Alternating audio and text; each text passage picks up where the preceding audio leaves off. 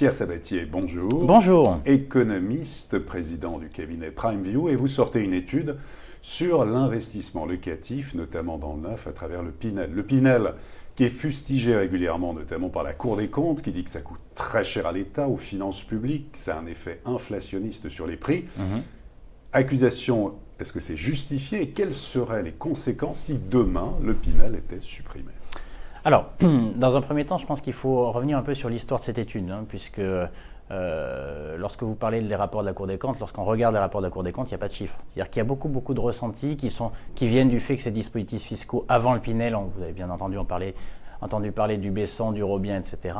Et donc, il y a eu des soucis en fait à l'époque. Et aujourd'hui, on sent bien que le dispositif actuel souffre d'une image de marque assez délétère en raison en fait des erreurs qui ont été commises par le passé. Donc, le premier point est que chez PrimeView, on n'est pas lobbyiste. On est un cabinet qui traite de la donnée, qui collecte de la donnée, traite de la donnée et l'interprète. Indépendant, donc ça c'est totalement indépendant. Ouais. Et donc, notre sujet était justement de rationaliser le débat pour véritablement identifier ou être en mesure d'évaluer ce que coûte et ce que rapportent les dispositifs fiscaux en soutien de l'immobilier locatif neuf depuis maintenant 20 ans.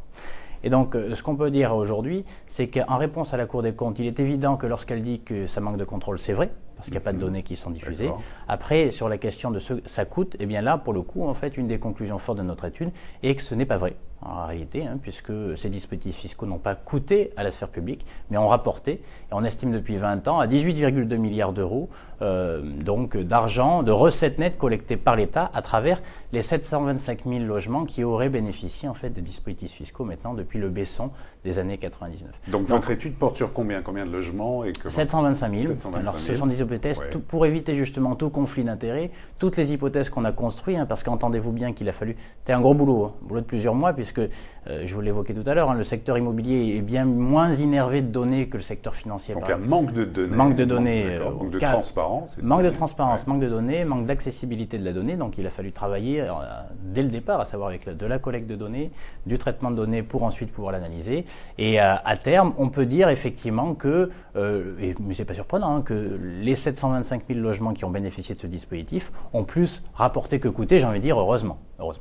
Donc la question, 1 euro investi, donc vous donnez l'exemple. on est sur, pour 1 euro de dépenses fiscales, on est sur 1,65 € en fait de recettes générées. Alors quand on dit recettes, les auditeurs peuvent s'interroger. Les recettes, ce sont bien sûr en fait la TVA. Lorsqu'on construit un logement, en fait, on collecte de la TVA, les charges sociales associées en fait aux gens qui travaillent et au surplus de logements qui sont créés grâce à ce type de dispositif, à la taxe foncière, etc.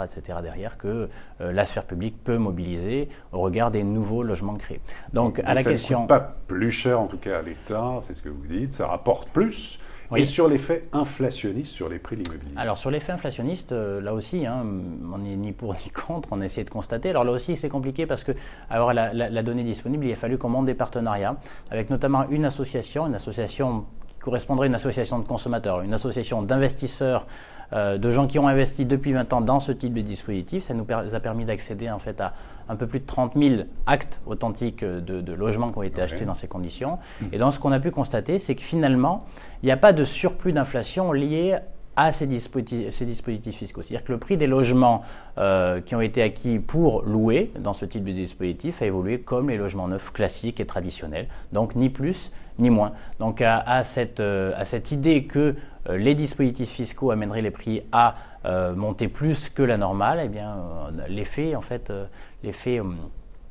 sont là. Aujourd'hui, en fait, on ne peut pas le constater. Même si, attention, tout ça, il y a souvent une confusion qui est faite entre... Ouais, donc vous mettez un bémol, non ?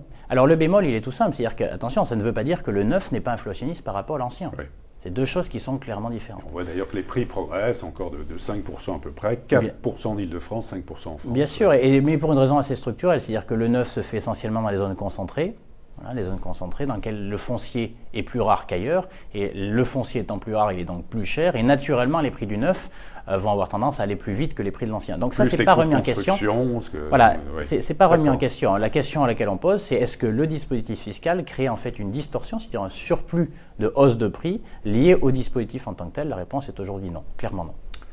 Très bien. Est-ce que si demain il n'y avait plus d'investisseurs privés, est-ce qu'on pourrait construire des logements justement dans le neuf ? Alors c'est la bonne question, parce que si on peut faire un reproche au rapport qui a été publié jusque-là, c'est presque une erreur d'analyse. C'est-à-dire qu'on vous dit, Si on enlève le dispositif fiscal, eh bien, l'État gagnera plus que s'il était encore présent. C'est évident, mais en fait, vous faites une erreur d'hypothèse dès le départ, à savoir vous considérez que le nombre de logements qui seraient construits sans dispositif fiscal serait égal au nombre de logements construits sans dispositif fiscal. Et là, pour le coup, on a beaucoup travaillé pour arriver à évaluer finalement ce que rapportaient en logement en plus les dispositifs fiscaux. Et là, alors c'est compliqué d'avoir des réponses objectives. Donc quand c'est compliqué, eh bien, on essaye d'en avoir plusieurs. Donc qui nous permettent in fine d'avoir une conviction sur ce point. Le premier, c'est qu'on a pu constater dans ces dispositifs-là que lorsqu'en fait une zone géographique disparaissait, eh bien en fait le volume de logements construits s'effondrait, premièrement. Donc de manière sensible, entre 40 et 50%. Donc vous faites sortir une zone géographique sans dispositif, 40 à 50% de logements de moins. Vous interrogez les gens depuis 20 ans sur quelles ont été les motivations principales de leur investissement. Selon les sondages qu'on a pu réaliser, 79% donc, de gens vous disent « j'y suis allé pour l'avantage fiscal ». Le corollaire, c'est « je n'y serais pas allé sans avantage fiscal ». Et donc, lorsque vous regardez, pareil, dans le passé, en fait, les dispositifs spécifiques, c'est lié, dans les années 2010, 2011, 2012, dans lesquels les avantages fiscaux associés à ces dispositifs avaient évolué au fil du temps pour devenir beaucoup moins favorables. Qu'est-ce qu'on constate ? 40 à 50% là aussi de logements construits en moins. Donc une part très importante. Tous les faisceaux en fait sont là pour nous dire que les investisseurs n'iraient pas sur ce type d'investissement sans l'avantage fiscal. Et ils auraient raison. Parce que là, pour le coup, c'est le financier qui parle. Tout simplement, il faut bien comprendre qu'aujourd'hui, l'attractivité relative de l'immobilier locatif neuf est faible et même relativement plus faible que par le passé vis-à-vis d'autres types d'actifs, des actifs comme les actions. Quand vous avez de l'épargne, vous pouvez l'investir dans plusieurs types d'actifs différents. Et aujourd'hui, finalement, les défauts associés à ce type d'actifs, du type c'est illiquide, c'est non divisible, ça coûte plus, c'est beaucoup plus coûteux fiscalement aujourd'hui, surtout maintenant depuis 2 ans. Donc fait que ces faisceaux de défauts ne sont pas contrebalancés par le caractère un peu valeur refuge de l'immobilier. En France, c'est traditionnel.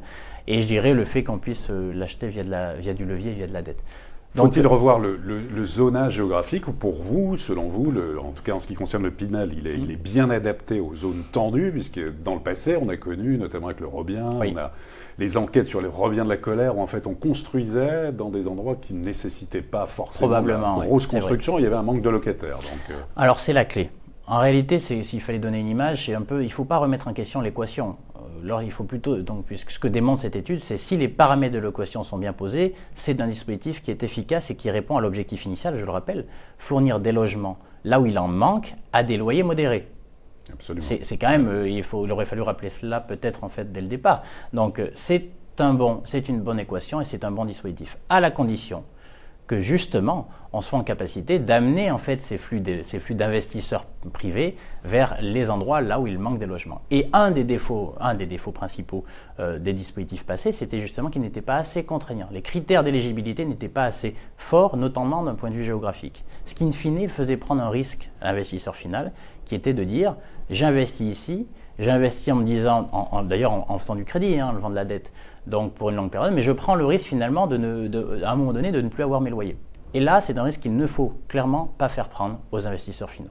Donc la condition du succès et je dirais du caractère, du jugement positif qu'on peut avoir sur ces dispositifs, elle est clairement conditionnée par la qualité du zonage géographique, notre capacité à identifier les zones dans lesquelles il y a une forte attractivité et il manque de logements. À partir de là, vous savez que finalement l'investisseur privé pourra toujours louer, donc il ne prend pas de risque de ne pas toucher ses loyers, ce qui pourrait in fine le mettre en risque sur l'ensemble de son épargne. Donc c'est vraiment la clé principale, le zonage géographique. Alors il est bien meilleur qu'avant, il est beaucoup plus restrictif aujourd'hui.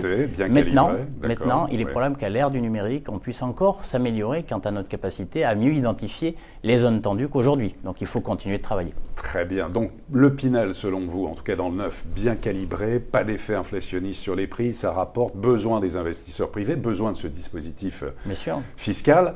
Et dans l'ancien, le de Normandie, est-il pertinent et est-ce qu'il sera, selon vous, efficace ? Alors surtout, premièrement, n'opposons pas les deux, parce que Pinel et de Normandie sont plus complémentaires qu'opposés. Ils répondent à deux choses foncièrement différentes. Tout à l'heure, on a évoqué, on n'a pas parlé beaucoup du Pinel. Le Pinel, c'est pour répondre à des zones tendues, donc des zones qui naturellement sont très attractives. On pense bien sûr aux zones métropolitaines dans lesquelles on a concentré tous les emplois maintenant depuis 30 ou 40 ans. Le de Normandie, c'est tout l'inverse. C'est utiliser plutôt le secteur de la construction de logement comme un des moteurs d'attractivité nouvelle de zones qui ne le sont plus.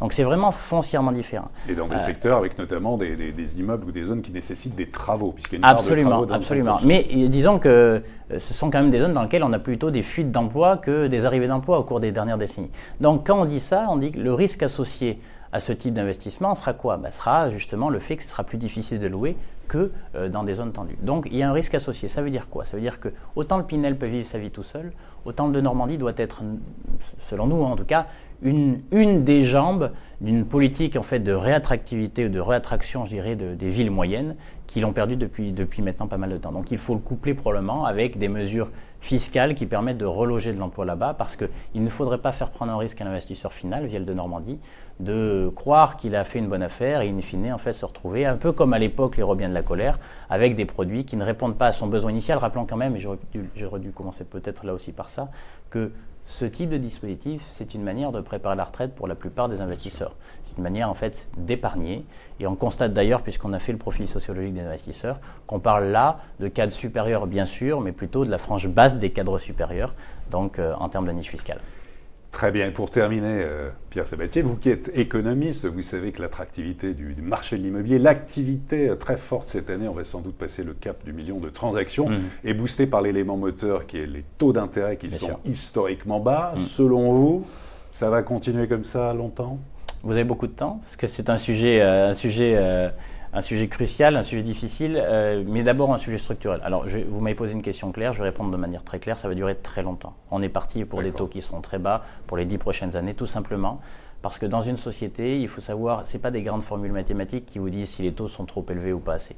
La seule chose qu'il faut s'interroger sur ce sujet-là, c'est est-ce que les ménages et les entreprises seraient capables de supporter des taux d'intérêt plus élevés sans que finalement ça n'ampute, je dirais, leur volonté d'investissement ou de consommation d'autre part, d'investissement pour les entreprises, de consommation pour les ménages. La réponse dans nos vieux pays, notamment européens, est non. Dire qu'ils ne sont pas capables de supporter des conditions de financement qui seraient moins favorables qu'aujourd'hui, sans quoi ça nous amènerait vers des récessions. Donc ce qui fait que chaque hausse des taux sera suivie par une baisse des taux et que vous pouvez, en tout cas ne vous précipitez pas, à savoir que cette baisse des taux ne doit pas pousser à se précipiter. Il faut quand même prendre le temps de bien choisir son bien immobilier. On est à 1,17% en moyenne, toute durée confondue, là notamment. Alors oui, après c'est l'épaisseur du trait, mais on peut descendre à 1. Vous savez, le Japon tourne autour de 0% en termes de taux d'intérêt depuis maintenant 20-25 ans. Et c'est un phénomène nouveau pour nous, donc on a toujours tendance à se dire profitons de cette aubaine. Eh bien là, l'économiste que je suis vous dit c'est une aubaine durable, donc n'oublions pas d'être très exigeants quant à la qualité du produit qu'on va financer à travers